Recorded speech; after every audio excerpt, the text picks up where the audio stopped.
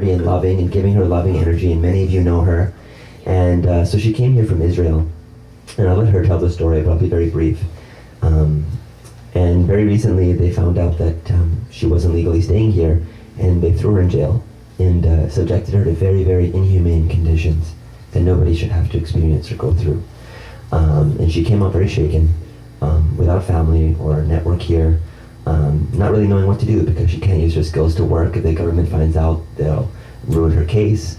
And she's trying to figure out how to balance that middle line between staying in this country and being with this community that she loves so much and wants to serve, and trying to find a way to do it.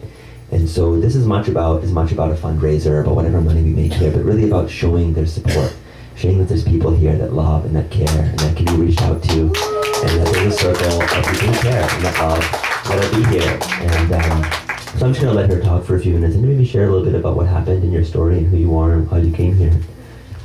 Libelle. Thank you. First, I want to thank Yoram for doing all of this and for the busy all the musicians. And I want to thank also Chris and Jennifer, who came all the way from Half Moon Haven for this event. Thank you for your support. I want to say also thank you for John Andreas, who helped me so much ever since I was released from detention. And there's another person that thanks to him I got released, and I'm here with all of you right now. And this is our friend Jordan Amit. Thank you.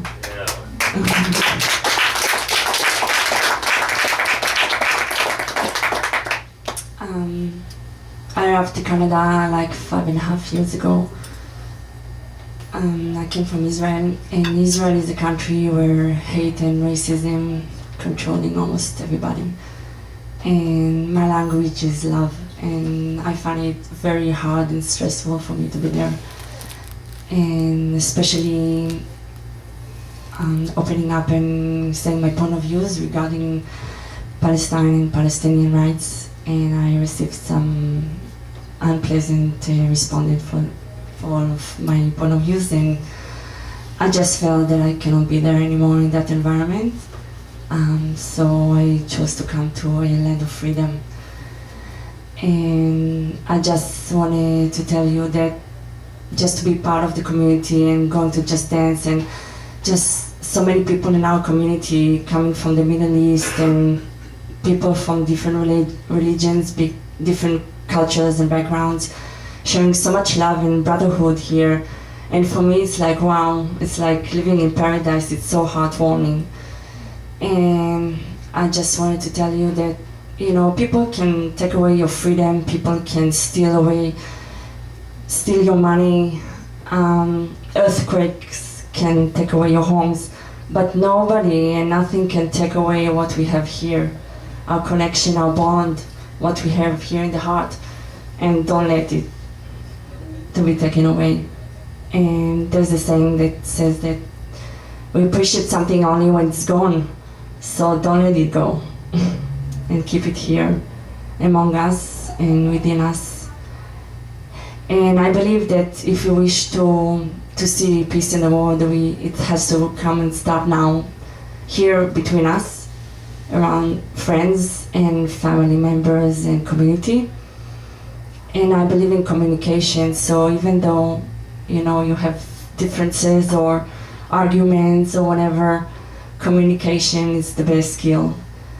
And it has to come from us, the change. I used to be an activist and go to protest against governments and what they're doing, but I believe that we are the change. I believe that the change starts from here. We cannot change the world, but we can change what we have here and between us. And that's the most important thing. And this is like a ripple effect that I believe that we can create a change. And just, you know, just like we're living here in peace and brotherhood, I believe that we can be a model for the rest of the world. And this is the most important thing for me. And for me, being detained and being in jail, it was one of the gifts of my life, because it opened my eyes to see, first of all, that I met angels in jail, so if people think that people in jail are criminals or whatever, no. I looked at each and every one of them, it's like each and every one of us. And I just wanted to myself, you look so angelic and you're so cute and you're so, I don't know, just the rest of the people in my community, so why you are here? But why am I here? Because we were spoken our truth, so we did something to save our lives as a self-defense. And so I believe in freedom, and I'm a free spirit, and this is something I'm willing to fight for.